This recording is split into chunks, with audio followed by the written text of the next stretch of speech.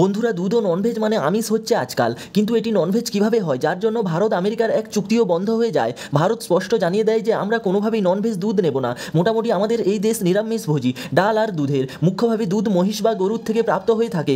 গরু আমাদের কাছে পূজনীয়, কিন্তু আপনি ভাবুন যদি এমন এক গরুর দুধ বিক্রি করে আপনাকে যে মাংসাশী, আপনি মানতে পারবেন? আপনার চোখ কপালে উঠে যাবে হয়তো। ভারত সরকারও কোনোভাবেই এই রকম দুধ নিতে অস্বীকার করে দেয়, কেবলমাত্র এই একটি কারণে বছরে $500 কোটি চুক্তি রদ হয়ে যায়। এমত অবস্থায় এটি জানা জরুরি এই ননভেজ দুধ কি। আমাদের দেশে গরুকে শুদ্ধ খাওয়ানো হয়, এমনকি গরুকে অধিকাংশ হিন্দু পরিবার অবশিষ্টাংশও খাওয়ানো হয় না। কিন্তু আমেরিকা এবং ইউরোপিয়ান দেশে দুধ দেওয়া গরুকে বা অন্য পশুদেরকে খাওয়ার সঙ্গে মিট মিশিয়ে খাওয়ানো হয়। আমেরিকান খবর কাগজ এবং অন্যান্য গুপ্ত এজেন্সি মারফত জানা যায় যে আমেরিকাতে গরুকে খাওয়ার সঙ্গে শূকর, মাছ, চিকেন, ঘোড়া, এমনকি কুকুর ও বেড়ালের মিট খাওয়ার সঙ্গে মিশিয়ে খাওয়ানো হয়ে থাকে।